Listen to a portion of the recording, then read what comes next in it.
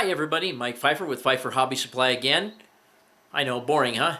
Anyways, I don't do too many reviews, but I'm going to do a review on this guy right here. Fox Valley model GP60, standard GP60 in AT&SF.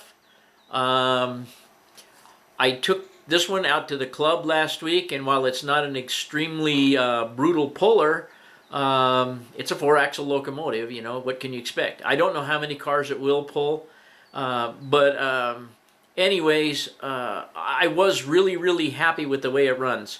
And I would consider that it runs somewhere between a Kato and an Atlas. It's not extremely slow, but it's not extremely fast. I liked the way it ran, so I got another one for myself, and I'm going to run them as a pair usually. This particular one that I'm going to show you has all the details installed. There's a bag of details just like the GP60Ms that needs to be customer installed, and I'll just talk about what I did in installing them and show you the locomotive. So, as usual, let's get with it. Okay guys, we're going to do a little run by here. This is a Digitrax system, and it's a DT402, and this is speed setting 3. Now I'm up to 5, and you can see that it moves along pretty well. Now I'm going to zoom back the other way.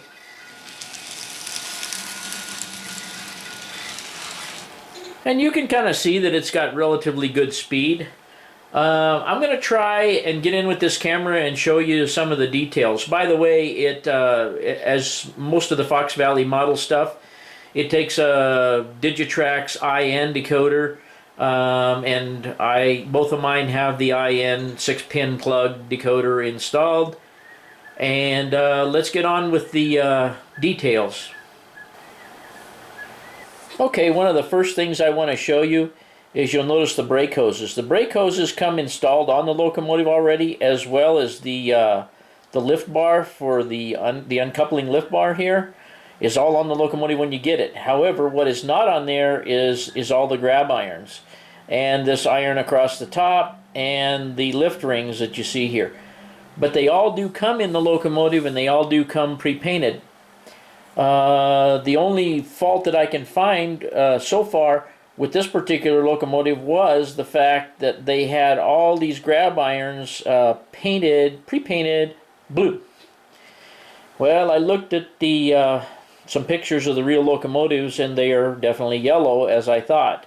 So once I got them on there, I just went over and painted them with some ATSF yellow, a mix that I make. But that was no big deal, and they went on real easy. I also, and you can't really see it too well in this picture, maybe you can, but anyway, this light back here on the real locomotives had a silver face, or aluminum colored face, so I went ahead and painted that in. So that's pretty much the details on the back. Let's see what's on the front.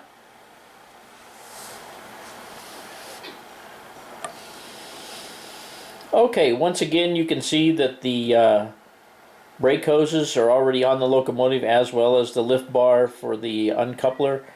All the yellow step edges were already painted. Black where the brake handle is, which is prototypical. Of course, you can see the grab iron over here on the hood that had to be installed, and also the windshield wipers here on the outer doors. I did install them on the outer doors. I didn't put the windshield wiper in the middle because I didn't have a number 80 drill bit long enough to get under the number board there to get to where I needed to get them in there. Maybe at some point I will go ahead and do that.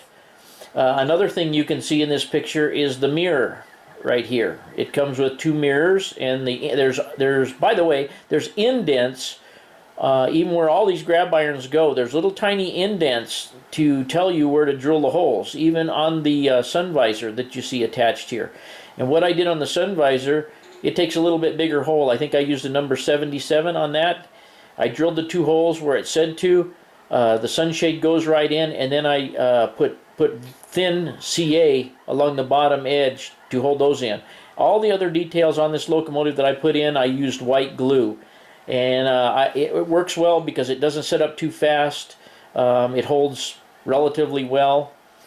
The only other thing I did on this is I painted with my yellow the base of the strobe light here. The strobe light is non-functioning, by the way. I think if one took this apart and really got crazy, you could actually make the strobe function. I'm not going to go that way. It has the air conditioner, the radio antenna here, the radio plane here. All that stuff was on there.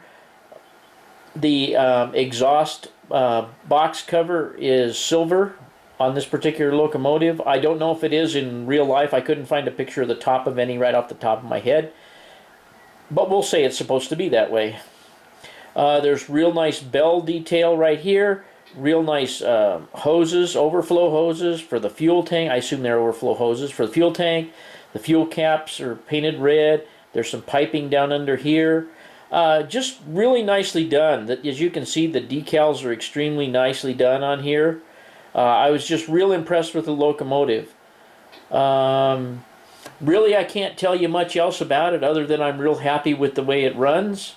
And once the details are installed, I think it's a really nice looking locomotive. It's a very good looking locomotive, even without the details installed, and it's perfectly fine. That being said, let me just back up a little bit and show you the whole thing. I thought I'd give you guys a close-up of the decals here.